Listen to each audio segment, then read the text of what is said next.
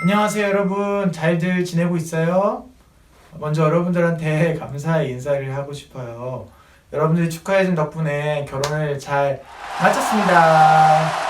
축하해주신 우리 학생대학부 선생님들과 또 여러분들에게 감사드려요. 그런데 안타깝게도 대전의 사회적 거리두기가 4단계 연장이 되어버렸네요.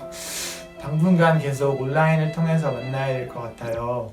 만나면 꼭 감사하다고 고맙다고 전하고 싶습니다. 우리 그동안 성에 대해서 이야기했죠. 우리 양궁 금메달 안산 선수의 이야기를 하면서 남녀는 모두 평등하고 또 남자는 여자의 머리라고 해서 위에 있는 지배 구조가 아니라 여자는 남자에게 존경을, 남자는 여자에게 사랑을 나누는 관계임을 설명했습니다. 또 상대가 원하지 않는 스킨십은 절제할 필요가 있다고 했습니다. 오늘은 그 성에 대해서 마지막으로 나눠보려고 해요. 바로 성의 끝판왕이라고 할 수 있는 혼전순결입니다.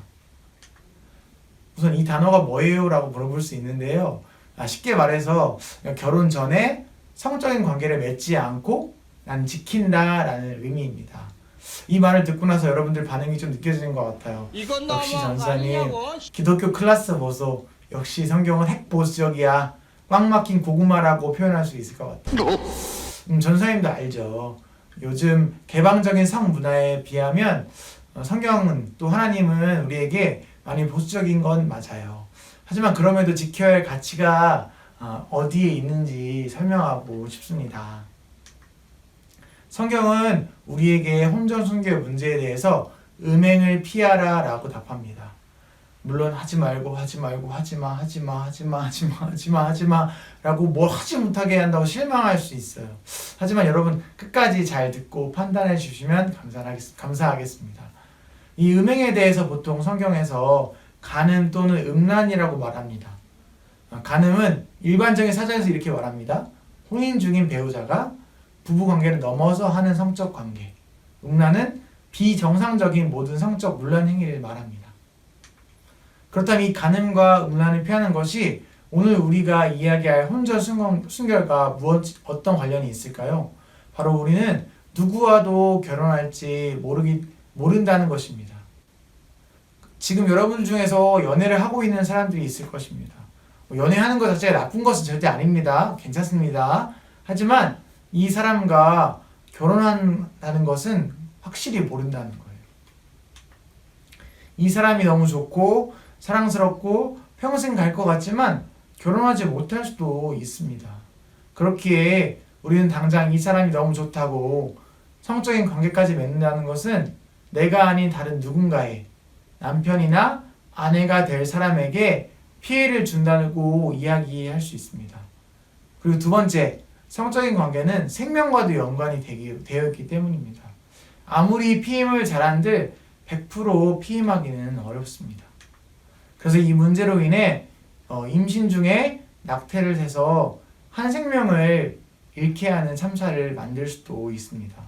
그저 한순간의 즐거움과 만족을 위해서 하나님께서 남녀 간의 관계를 통해서 나오는 그 기쁨을 주신 진정한 목적이 아닙니다.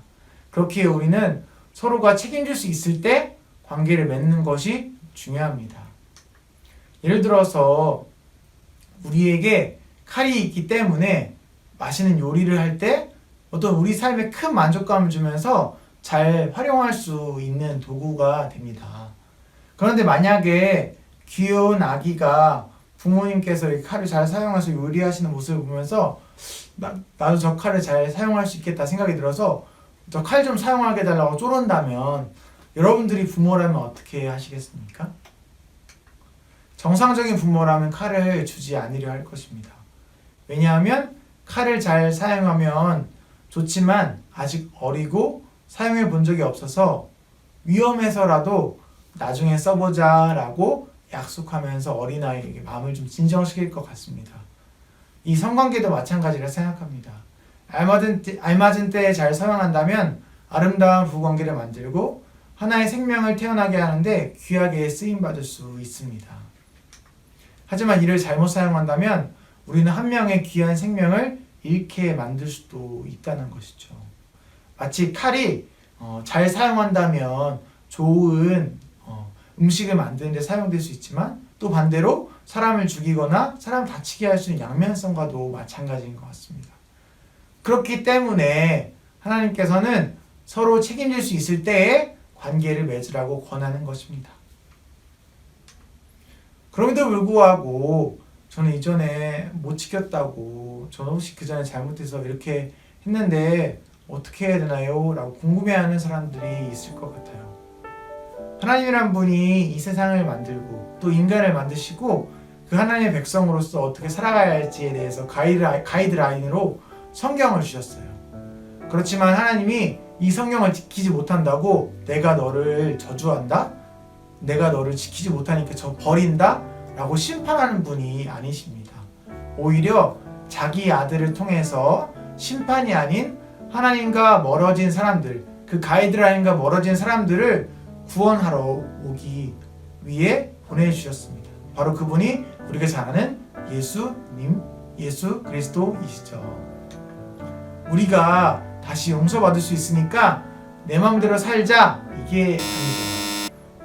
이 은혜에 감사하면서 우리는 누구랑 결혼할지도 모르고 생명과 연결이 되어 있기 때문에 책임질 수 있는 결혼 후에 하는 걸로 다시 신중하게 판단했으면 좋겠습니다. 지금까지 우리는 성에 대해서 이야기했는데요. 많은 사람들은 교회나 또 성경이나 하나님에 대해서 이 성과 관련된 부분은 굉장히 보수적이다, 굉장히 딱딱하다, 너는 참 꽉 막혀있다 라고 생각할 수 있습니다.